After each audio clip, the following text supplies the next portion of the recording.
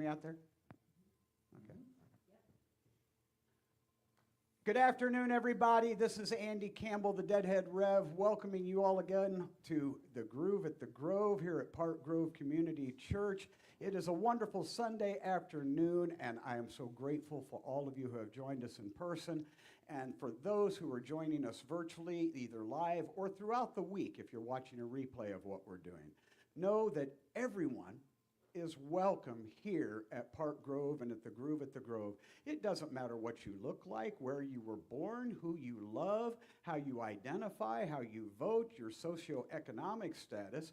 Basically, everyone is welcome here. Everyone who is seen as a child of God by our Creator. But I want to tell you, if you bring with you hate in your heart, bias against certain groups of people, if you bring a sense of oppression against others, you're probably not going to feel very welcome here. You are welcome, but you're probably not going to feel comfortable, because we will speak out against injustice wherever it rears its ugly head. So know that this is a place of love, acceptance, and welcome, and everyone is invited to share with what we do here. Before we begin what we're going to have for Elzie as a musical guest today, I'd like to invoke the presence of our Creator before we begin our service. Holy One, be with us today. Comfort us when we feel uncomfortable. Arouse us from our comfort when we have become too easily ignoring the problems around us. God, touch every person watching, every person who is here, that they would feel your presence, your love. Be with us as we speak a prophetic word about the situations around us. Be with us as we seek help from others and offer help to others. God, continue to make us a place of welcome for all of your children. Make this a place where safety for everyone is obvious. God, be with us now as we continue in word and music to be the community that you have formed us to be here at Park Grove Community Church. And all of these things we ask for your intercession for in your name. And we all said, amen. Amen. Elzie, bring us along with some music. All right. This is a song that's online that Eric Ryan Johnson helped me finish. And it's just an instrumental called Nightfall.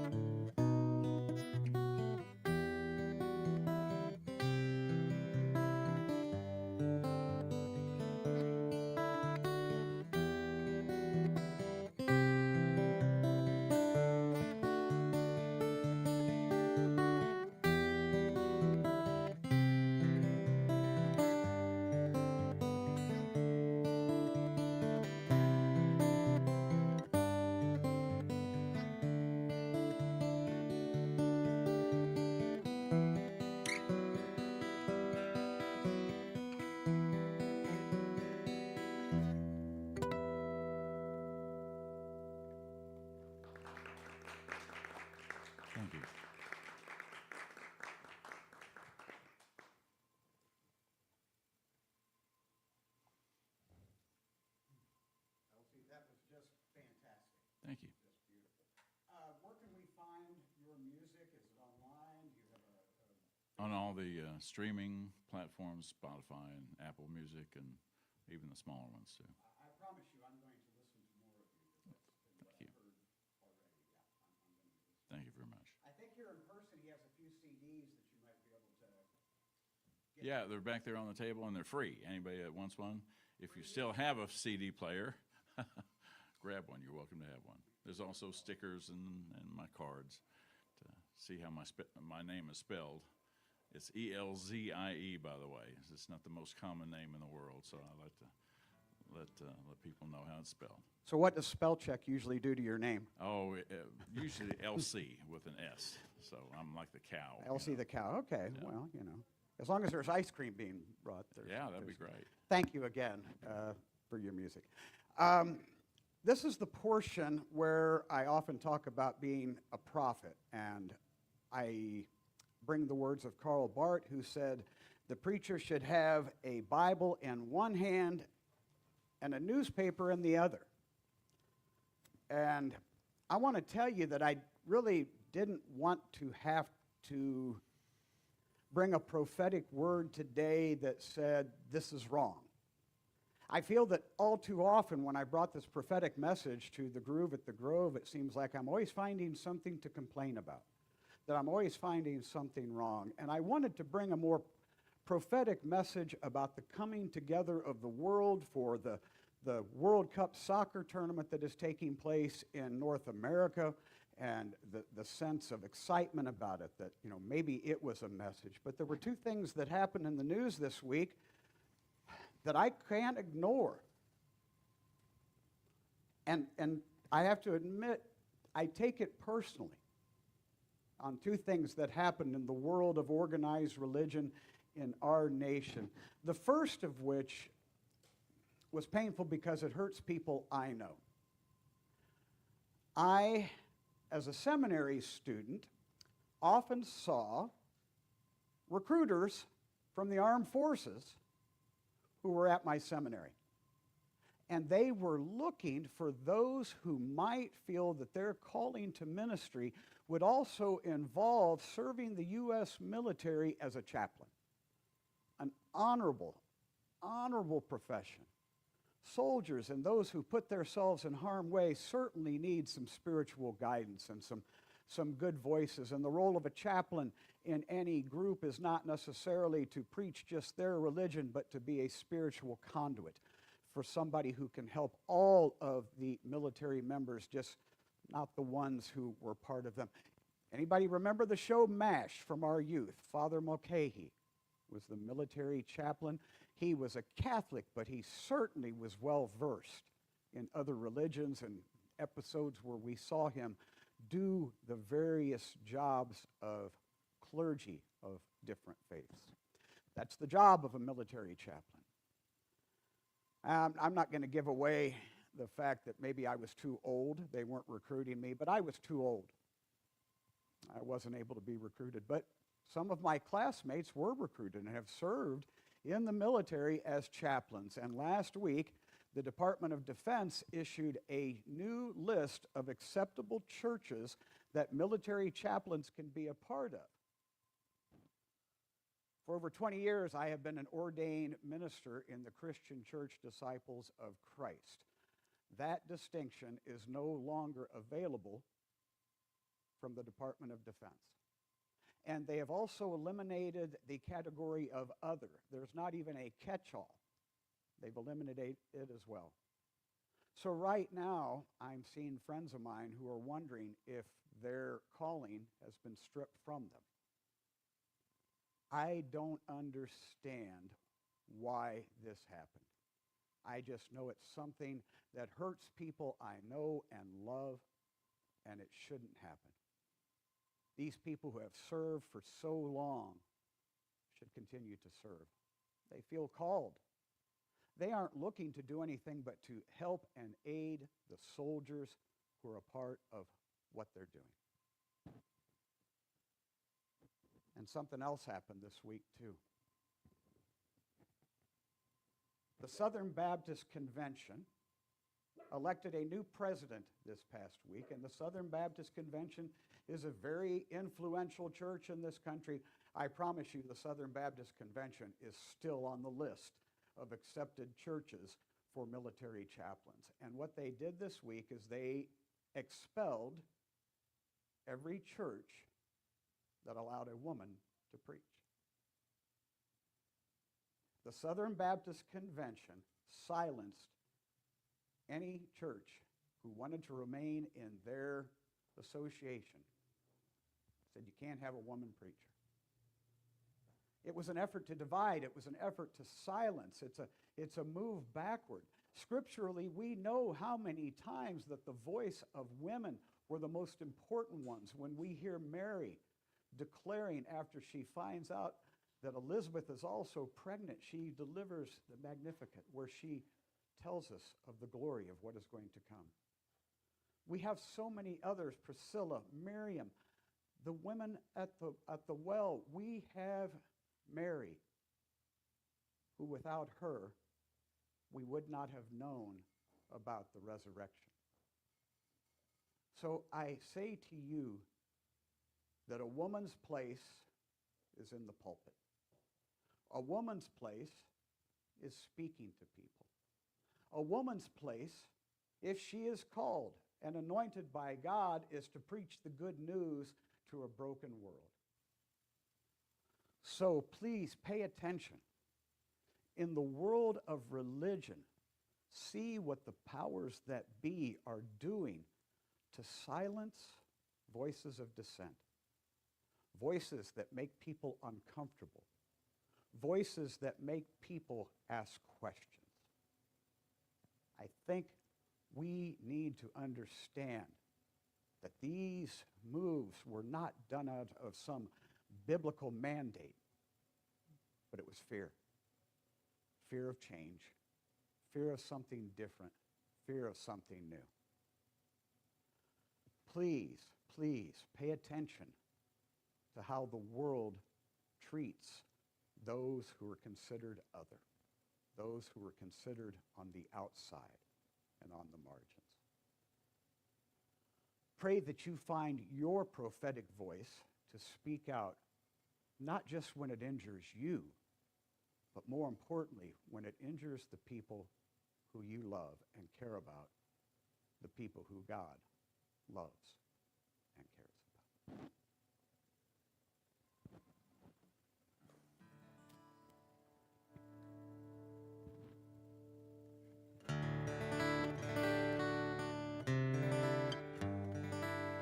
This song has a little chant at the end.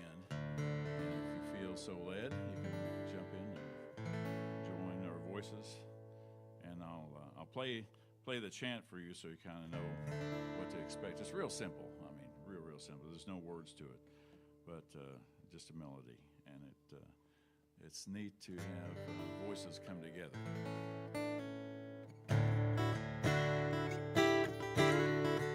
So this is how the chant goes.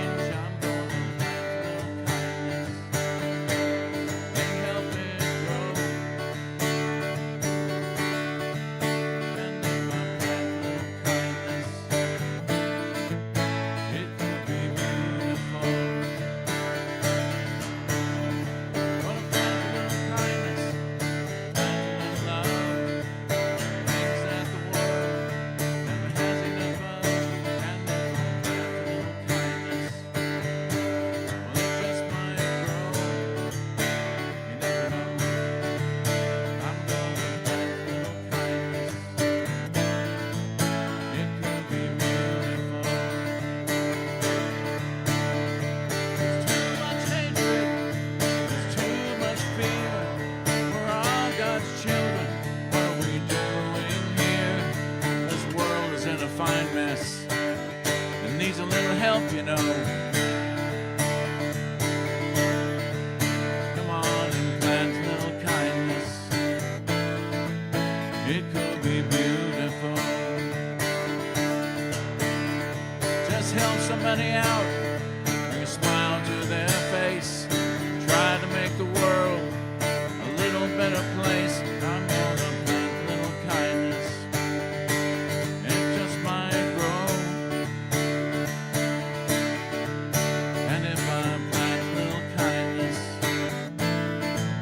it could be beautiful.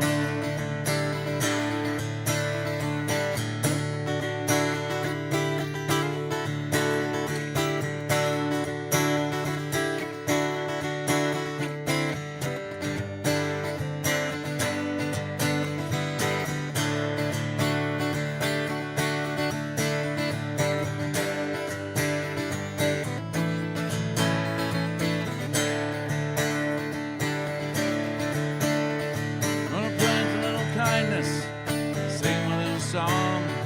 Maybe somebody else will feel like singing along. And plant a little kindness, and then the world will know that if we plant a little kindness, it could be beautiful. Don't hide all the love you've got in your heart. Today's a new day. We can make a new start. Open eyes up to the blindness that gives us hate, you know. Come on and plant a little kindness. It could be beautiful. It could be beautiful. It could be beautiful. It could be beautiful. Here it comes.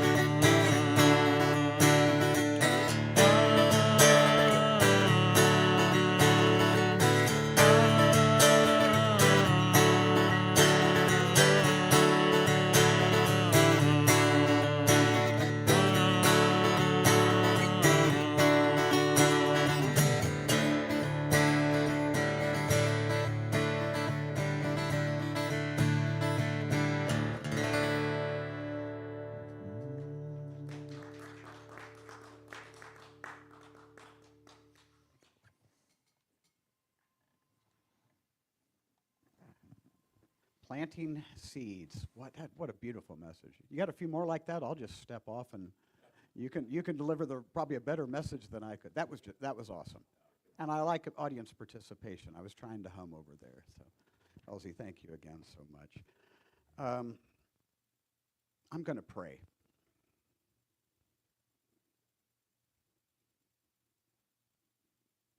Amen. So, oftentimes I get asked by musical artists, what's going to be the theme of what I'm going to preach on a Sunday? And today was kind of this odd day because it's kind of in the middle of a lot of different things. I've spoken already this month about Pride Month and what that meant to me. And I'm very well aware of next Sunday is Father's Day. And in fact, if anybody wants to see me get in a suit and deliver a message, I'm going to be preaching next Sunday in the Spirit Christian Church Sunday morning before I come out here to the Groove at the Grove and deliver a Father's Day message. And it got me to thinking about, we've had Mother's Day recently, we've had all of these different holidays and about welcoming. And our theme here, I've always tried to emphasize at the Groove of the Grove is welcome, is a sense of radical welcome, that everybody, no matter who you are, is welcome here. And I got to thinking about that and how does it compare, contrast with the idea of the word family. Just saying the word family brings about a lot of images in people's minds. You know, that you're going to think about. I think if I say family to a younger person, they think of the parents. But if you talk to somebody who's more experienced, they're also thinking of the parents. And for many times, parents are gone. And you think about loved one and family who've gone on before and what it means and what's important. And the thing is I have to tell you that in all of my life, in everything I've ever done, in meeting human beings and talking to them as a minister, talking to them for years and years as a bartender, that every family is complex. It's complicated. You know, that's the relationship status we used to see on Facebook. It's complicated.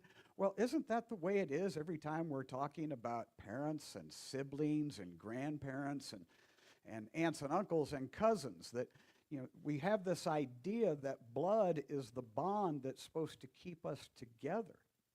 That we have a responsibility and an obligation to stay close to people because we share DNA with them, that we share, you know, we can find each other on Ancestry.com or 23andMe. The amazing phenomenon is now people are being connected by those phenomenon that they've never met, and all of a sudden, is there an obligation? Well, okay, you're family, that means I'm supposed to interact with you, though I've never met you before. So I have to think about, what is family?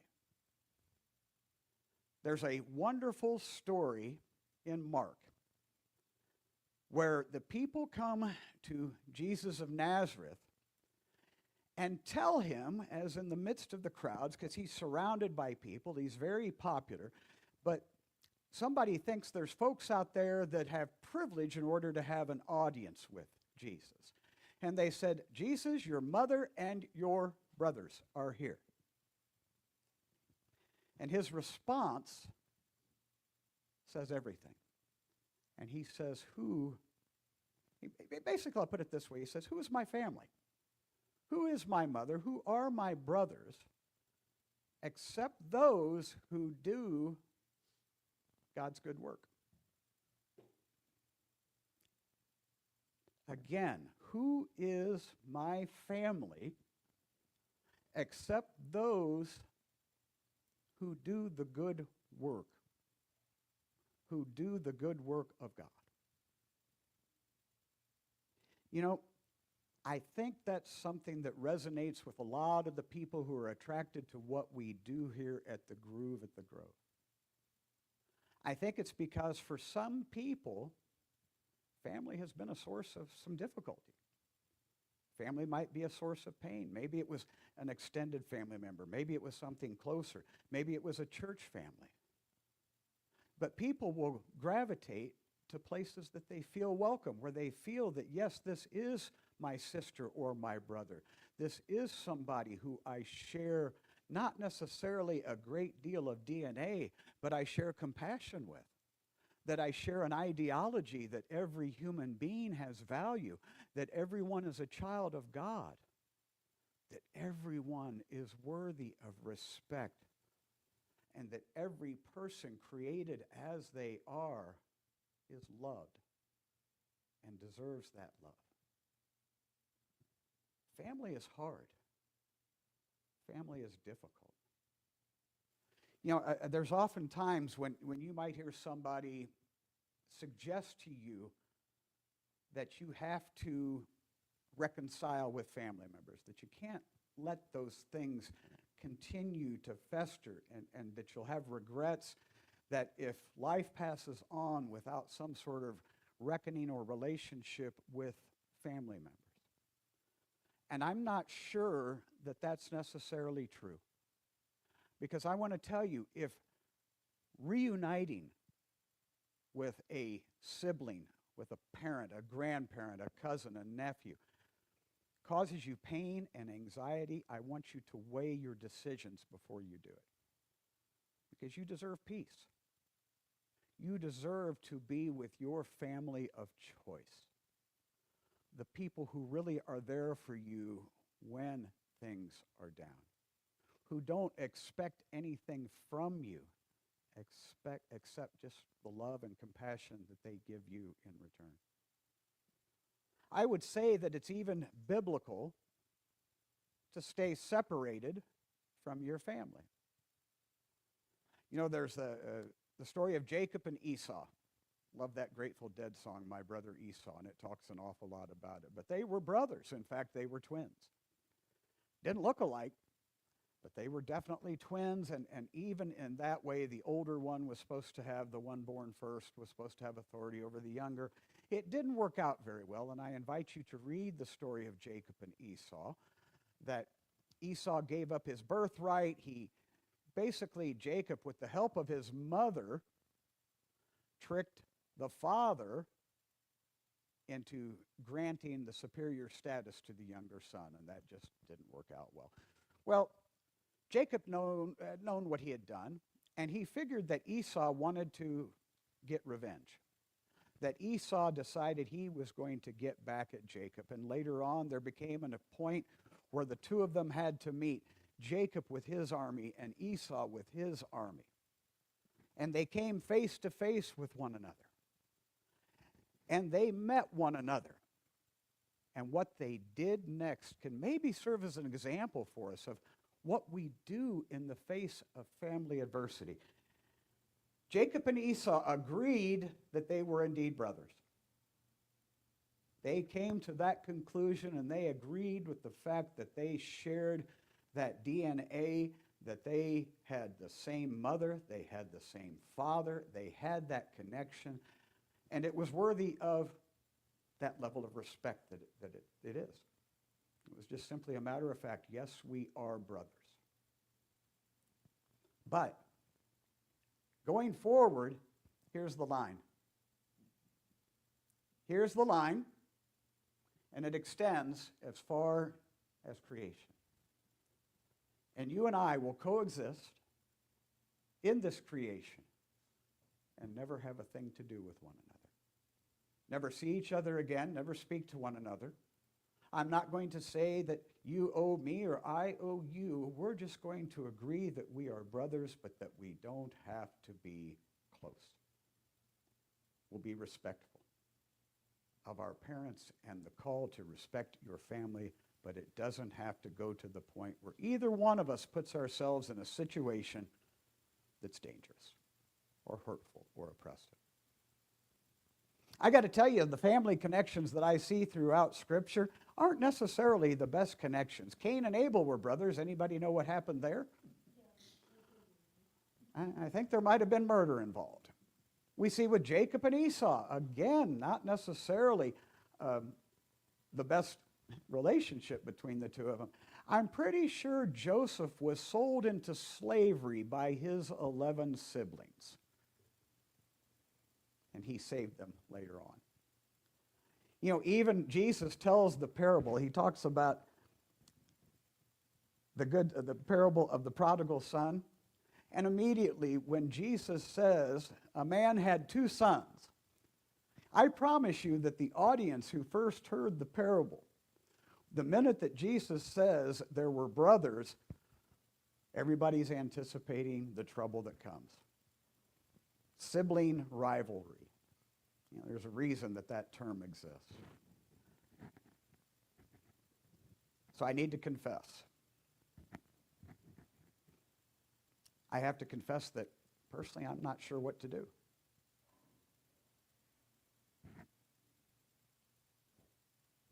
I had 9 siblings. 2 have passed away. 7 of them remain. And I really don't have a relationship with any one of them. I'm not close. I haven't spoken to any of them in well over a year. In fact, I can tell you that the 10 of us were never, ever in the same room together, even at my father's passing. 9 out of 10. 2 of them gone, it's never going to happen. From the outside, people looking at me figured I was blessed by being part of such a large family. And at the time, I believed it, because I got to tell you, it is hard to pick on a kid if he's got 3 older brothers. You know, There are those type of things because we will protect one another. But what I realized is because of all of the things that are going on, all of the incidents and little family secrets, is that right now I feel very comfortable in what the situation is, and I don't know how to feel about that. And I imagine I'm not alone. I'm going to guess that almost everyone listening has some sort of family estrangement relationship that is stressful, that is troubling, that causes angst, that causes anxiety.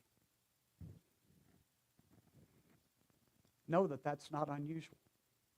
Know that that feeling is validated. It's biblical family strife. It is biblical. Those situations where you can't believe that family would do this to one another. So what do we do going forward? Well, the first thing I want to do on a personal note is thank God for the family that has surrounded me since I moved to Tulsa 10 years ago. A lot of you in this room, a lot of you may be watching online, what have you, people I've met and connected with. I don't feel alone. I don't feel that I don't have sisters and brothers. I'm looking at some of you right now. Because to me, you are family. Because we're doing these things together, that we have this common good, this common purpose that has been put inside of us. So find your family. Avoid the situations that bring about stress, that bring about discomfort. And know that you don't owe anyone your presence if that person in their presence has made you feel less than, oppressed, uncomfortable, unwelcome. The hardest place to feel that you're not welcome is in family.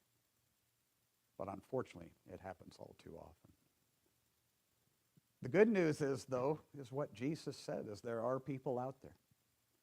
I do have brothers and sisters and parents and children and nieces and nephews and cousins that we share the DNA that we're all part of God's creation, and that we share the DNA that we see that we live in a broken world and that we have work to do to reconcile and to bring it together. Find your people. Find your tribe. Find the ones that support you. Don't live and exist in a bubble. Continue to expand it. But know that family means so much more than sharing DNA. It means sharing in the goodness of all of creation. Would you allow me to offer a blessing before Elzie treats us to more wonderful music? Holy One, continue to surround us with goodness and good people. Help us to expand your call to welcome and to love and to respect and to know the validity of every existence. Help us to continue with our mission here, and help us to continue to be the people that you call us to be. And it is in your holy name that I pray. Amen. If you'd like to help what we're doing here at the Grove at Park Grove Community Church, I think there are ways that you can contribute, and we certainly welcome the help. There is a QR code online, and you can make your contributions there. Or I don't know exactly where we could send you. You can mail a check. I'm sure those would be accepted as well. I want to thank you for joining us today. And I want to thank you for being supportive of what we do here at Park Grove. And I thank you for your presence, because that means everything. Amen.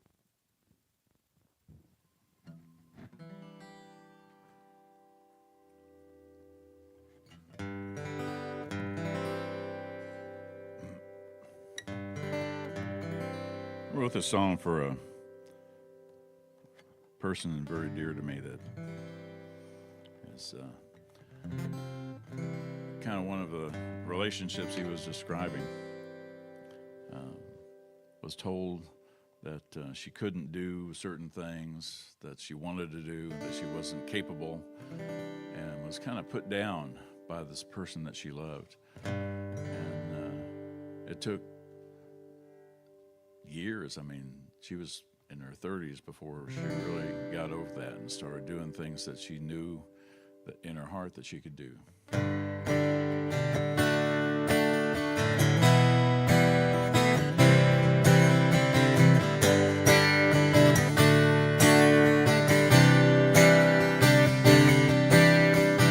Voices from the past telling you that you're not worth it.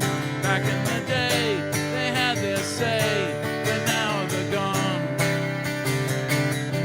Still those voices in your head keep on telling you the same lies. It's up to you what you do and what you listen to. Time has come, don't you think, to give yourself a break. The past is gone. Say hello to the someone you don't know. Deep inside you, you should go there and meet them. You would find a loving soul. Say hello to the person you've been hiding away. Go and find them today and have a get together. Say hello.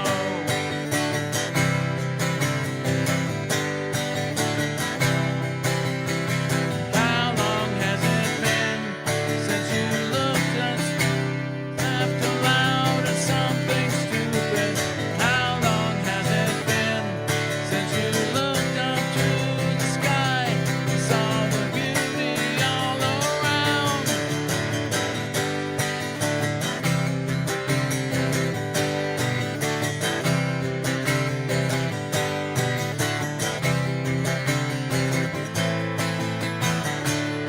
Say hello to the someone you don't know. Deep inside you, you should go there and meet them. You would find a loving soul. Say hello to the person you've been hiding away. Go and find them today and have a get together. Say hello. Say hello. Say hello.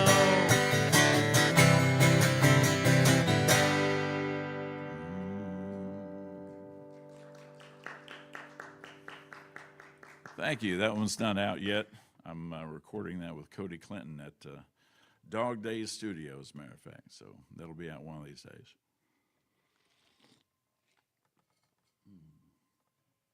This is kind of a philosophical song. I've been a lot of things. I've been a school teacher for 40 years. I was a Baptist deacon. I've been in the Lutheran church, the Episcopal church. I've been a searcher in a way. I've been through a lot of iterations. But these days, there's a lot of things I'm not concrete about in what I believe or think, but I'm not worried about it. So I don't know. This is a song about that.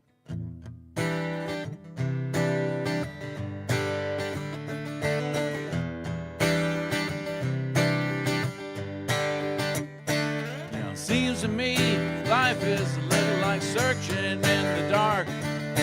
Something you never seen before, but you know you're missing parts. Some try to analyze everything, but I've never been that smart. I just stumble around till I run into something that makes sense to my heart. I'm trying to survive this life I'm living, doing the best with what I've been given, trying to have a little fun as I go. Ultimately, where all this is headed, who knows?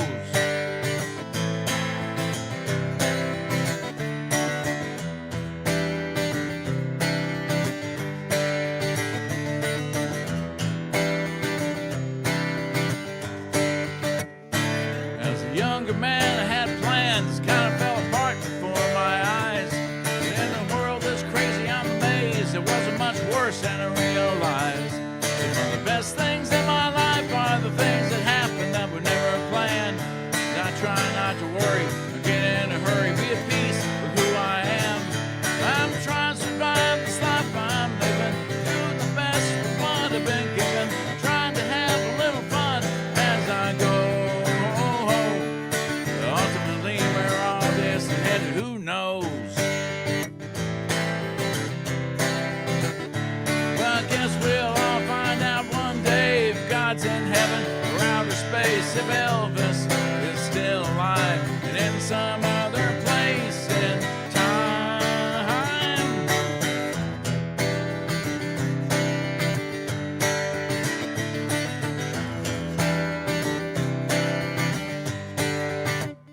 The uncertainty and randomness of life kind of blows my mind.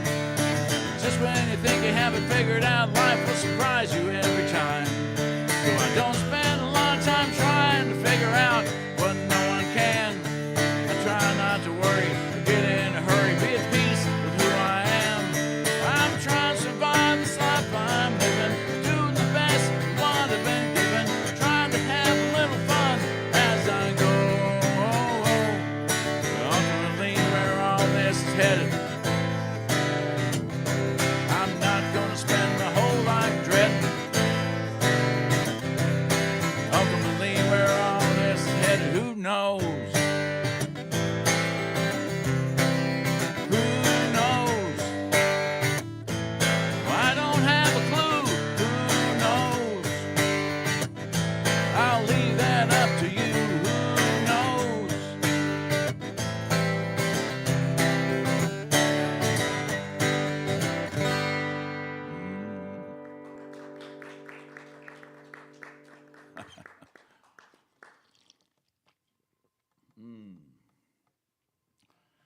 Well, let's see here. I'll tell you some a little bit about myself. I was an Army brat, and about the 8th grade, when I was in the 8th grade, my dad retired. We moved back to, moved from Fort Worth, Texas, to a little bitty town in southeast Oklahoma called Colgate. Anybody ever been through Colgate? Maybe been hunting down that way or something like that? Lots of hunting going on. And I had a family farm there that my granny was living on. So we built a house down there, and I graduated from high school at Colgate High School. So he wanted to show me a little bit about how he grew up. You know, he grew up as a country kid. They were dirt poor. My grandfather on his side took off and remarried, and it was just Granny and my father and his sister that lived on this land, and they just didn't have very much other than a house and a pond, and you know, they raised a few cows and chickens and stuff and got by. And it was a depression, and he said that he never felt poor though. You know, that he rode horses, and he had friends that they did stuff. They went hunting and they went fishing and they did all this stuff. And so he wanted to show me a little bit about that side of life, you know, because we lived in cities up till then. So we moved out to the farm, and I graduated from high school, went off to college, and then moved up to the city to teach. And my folks passed away, and we still had that land, and eventually ended up selling it because we were off doing life, you know.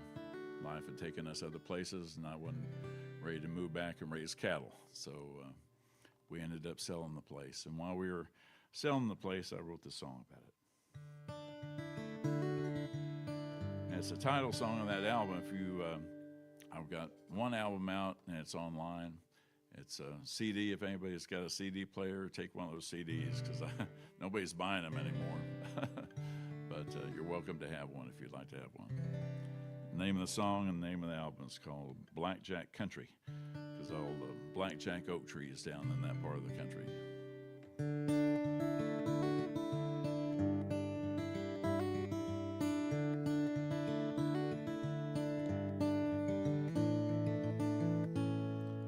Close my eyes, I can see it now. Granny's house off to the south. Mom and Dad's place up on the hill. The home that his hands built. Went there as a city boy. Daddy's dream, it was not my choice. The time I left, it was my home. And I know wherever I roam, I come from Blackjack Country. That's a place where I was raised. Down in Blackjack Country, I spent my younger days. Back in Blackjack Country, I learned to love and work and pray.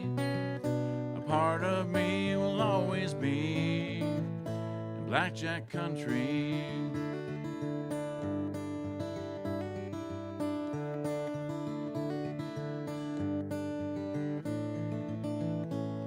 Down Highway 3 past Tupelo, turn down the Round Lake Road. Blackjack, oak trees, hills and farms, the little white church and the graveyard.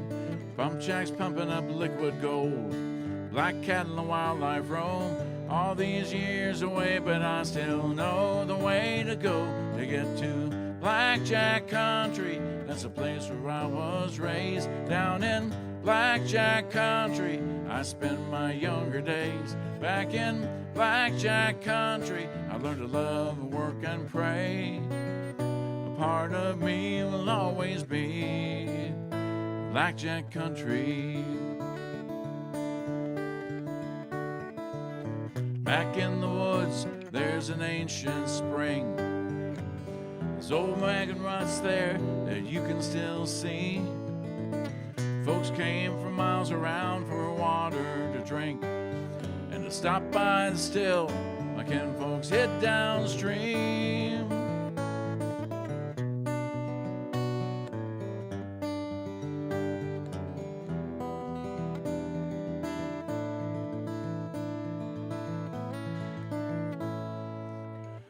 Drive on an 8-inch Ford, worked cattle and did my chores, did the work till the work was done, played music and we had our fun. Generations lived and died on the land that was our pride. Life took me to a different place, but I'm always proud to say I come from Blackjack Country. That's a place where I was raised. Down in Blackjack Country, I spent my younger days. Back in Blackjack Country, I learned to love and work and pray. A part of me will always be in Blackjack Country. Part of me will always be in Blackjack Country.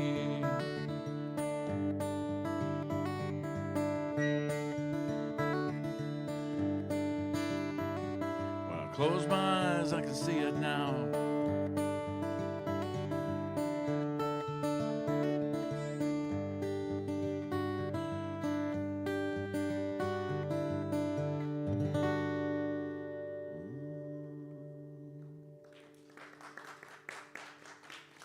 Thank you. Thank you very much.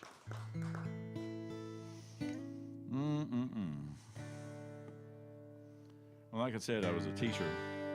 And remember going into work one day and thinking, man, I've been in the same place for 20 years. And thinking about all the changes that had gone on in my life since I started working there. And this song just kind of came out as part of that.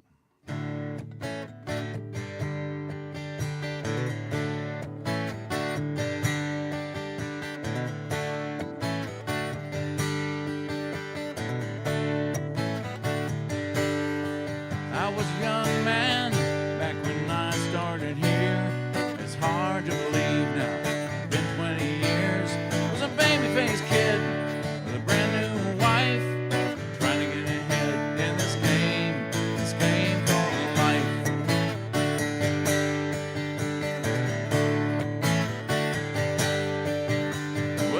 To think about all I didn't know, things I took for granted such a long time ago, and time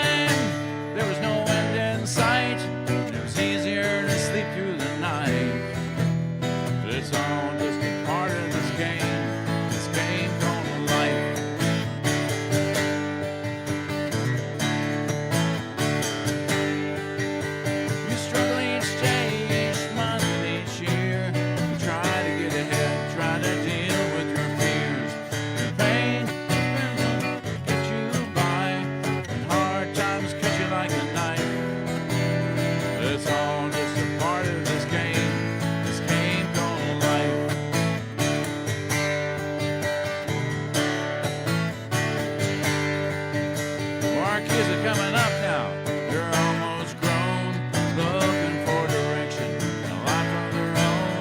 Our babies having babies, husband and wife, trying to get ahead in this game called life.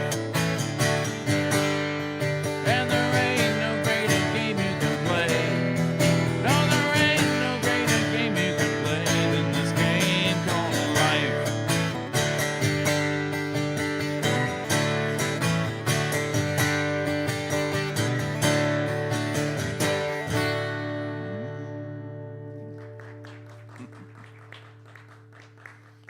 Oh, the things you go through, huh? Mm-mm-mm.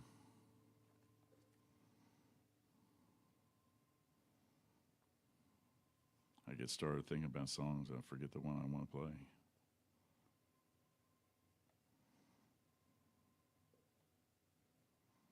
Ah, here we go. There's a country song.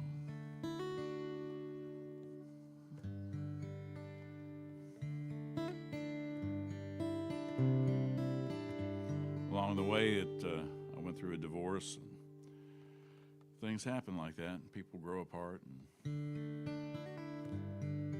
you think you know somebody, and they think they know you, and you go through all that. There's a little song about that.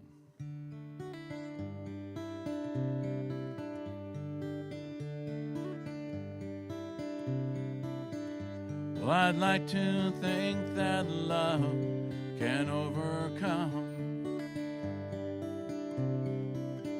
and I believe it can when two hearts join as one. But it's sad to see one lover trying to build a fire that keeps on dying and lying to himself that nothing's wrong. It's no good to love alone. A loving heart needs a home. But to build a home takes two. I hope to make my home with you. I need a lover, I need a friend. I need someone who I can depend on. So I guess I'll go on searching for that one. It's no good to love alone.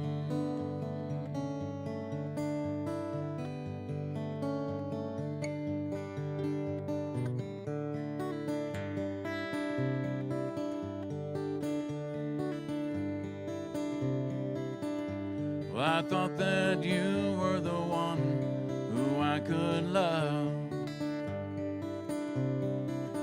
I gave you everything I had, but it wasn't enough. I gave you my heart, but you wouldn't take it. I laid it down and I let you break it. I played the cards you dealt me to the end. But it's no good to love alone. A loving heart needs a home. But to build a home takes two. I hope to make my home with you. I need a lover, I need a friend. I need someone who I can depend on. So I guess I'll go on searching for that one. It's no good to love alone.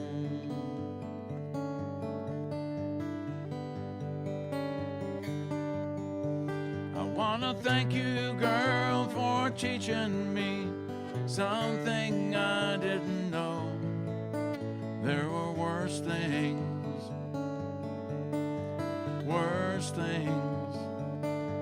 than being alone.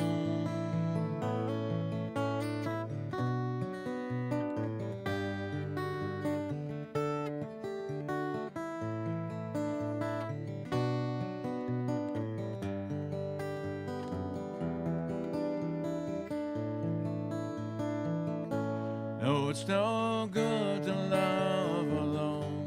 A loving heart needs a home, but to build a home takes two. I hope to make my home with you, but I need a lover, I need a friend, I need someone who I can depend on. So I guess I'll go on searching, I guess I'll go on searching, I guess I'll go on searching for that one. 'Cause it's no good to love alone.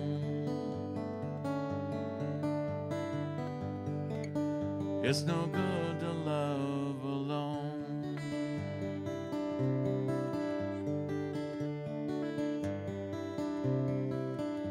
Well, I like to think that love can overcome.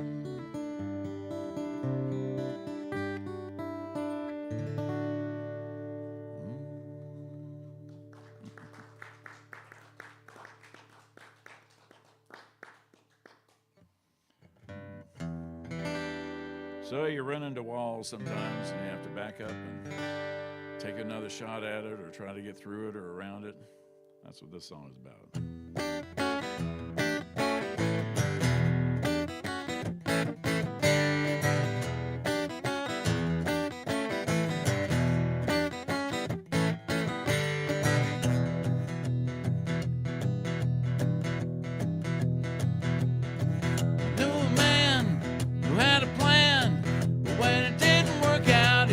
Understand, you gotta roll with the punches. You gotta roll with the punches. Yeah, life will surprise you. You better be ready to roll with the punches.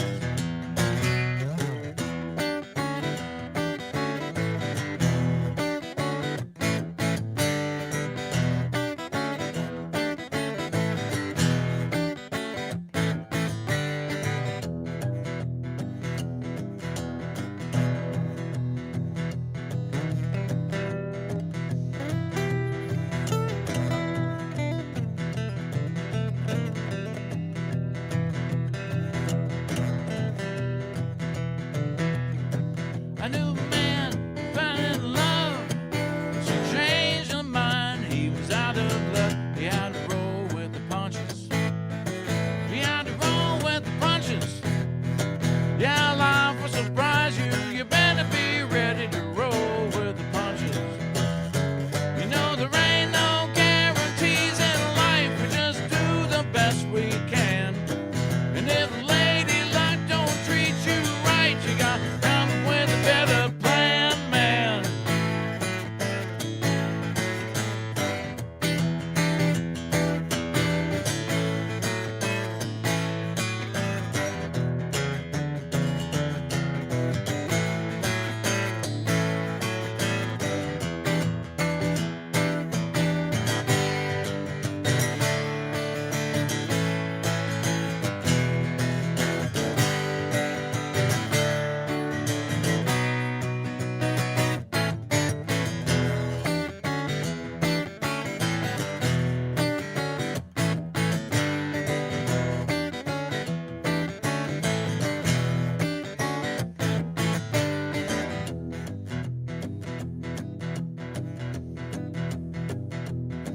I knew a guy who was down and out, but he turned it around and he began to shout, you gotta roll with the punches. You gotta roll with the punches. Yeah, life will surprise you. You better be ready to roll with the punches. You gotta roll with the punches. You gotta roll with the punches. Yeah, life will surprise you. You better be ready to roll with the punches. You gotta roll with the punches. You gotta roll with the punches. You gotta roll. You gotta roll. You gotta roll. You gotta roll with the punches.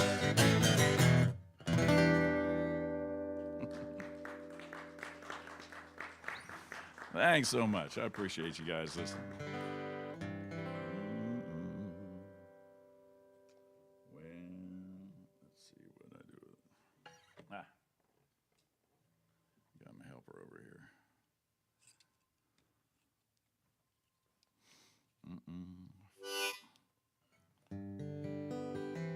That song is online. Has a real good sax player playing with me and a piano player too. And this song is online. And I was talking, met a very nice lady, and we talked about getting married after we dated for a while. And she wasn't all too sure that she was sold on the idea because she'd been married before, and she wasn't sure she was ready to jump back in that water, you know. But we talked about it for a while, and I wrote a couple of songs for her, and it'll be 25 years this summer, so things can turn around, you know. You think that darkest before the dawn, maybe, huh? Something like that. Anyway, the name of the song is As I Am.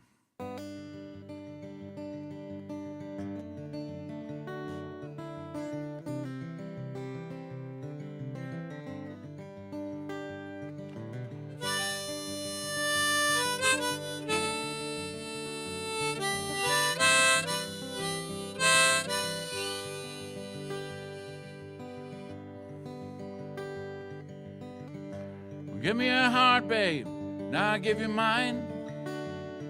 We can walk this road together, we can share the time. Now I don't want to spend my life alone. We can make a life, we can make a home. 'Cause I see a love that's true inside of you, deep in your heart. And I want to hold your hand. I want to be your man. If you think that you can love me as I am.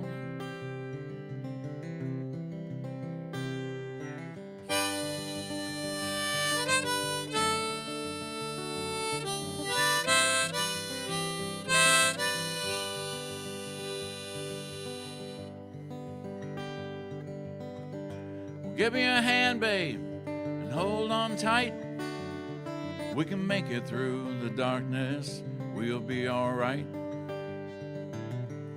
Love is a powerful thing, but you gotta believe. I believe in you. Do you believe in me? Well, I see a love that's true inside of you, deep in your heart. And I want to hold your hand. I want to be your man. If you think that you can love me as I am. Do you think that you can love me as I am?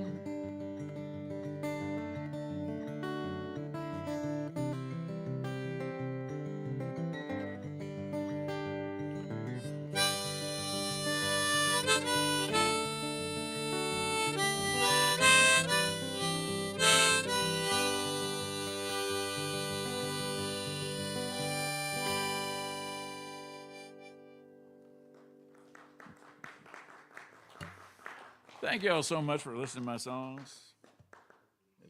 I play a lot of cover gigs, and it's nice just to sit down and play some of my own, and y'all be willing to hear them. How about that?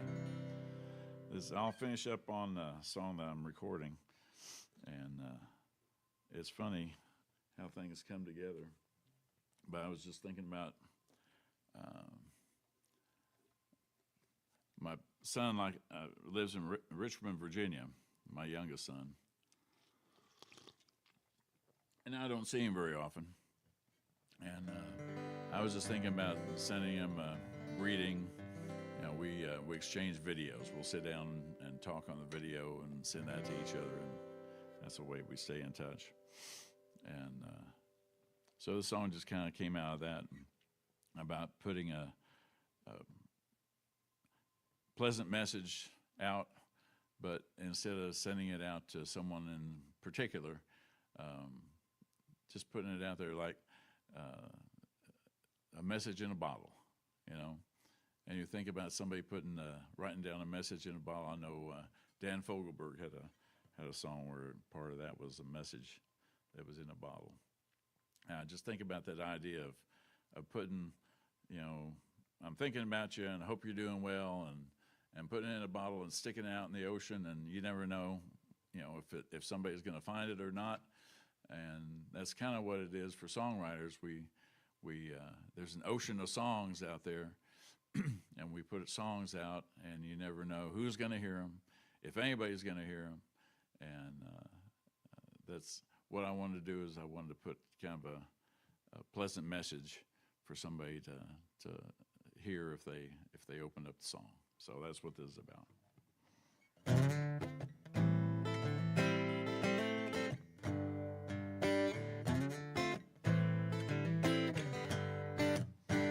I hope you have a lovely day, wherever you are today. Wherever in the world you hear my voice, I want you to know I'm hoping for the best for you, whatever you are going through. 'Cause everybody's going through something, you're not alone. Everybody's got a weight they carry, we all got burdens that we bear. I struggle some days just to make it through. So don't be thinking you're the only one, while everybody else is having fun. Everybody else has got their problems just like you. And I want you to know I'm hoping for the best for you.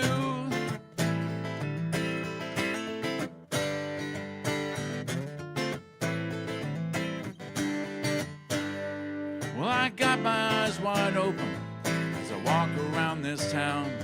Some people smile and say hello, and others just looking down. Every single one has got a story, if we only had a chance to hear. Do you think that if we listen more, it might be easier to care?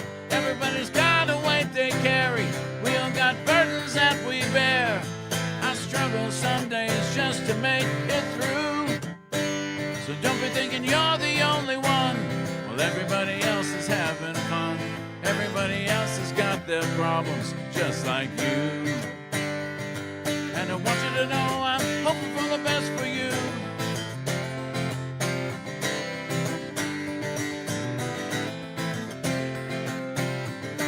This is my message in a bottle, something that I hope we all can share. Hope it makes your day a little brighter, just a little easier to bear. Oh yeah.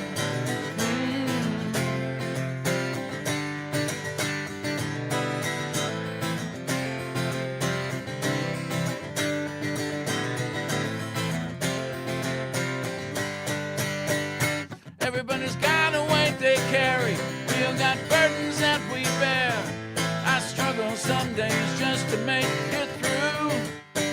So don't be thinking you're the only one, well everybody else is having fun. Everybody else has got their problems just like you. And I want you to know I'm hoping for the best for you. Hoping for the best for you. Hoping for the best for you. I'm hoping for the best. Hoping for the best for you. Hoping for the best.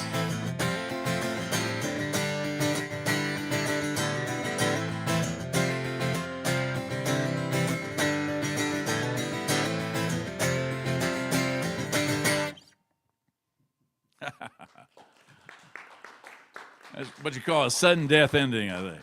All right, thank you very much. I appreciate you listening. My name is Elzie Hickerson, Elzie. So you can find me online. Yeah.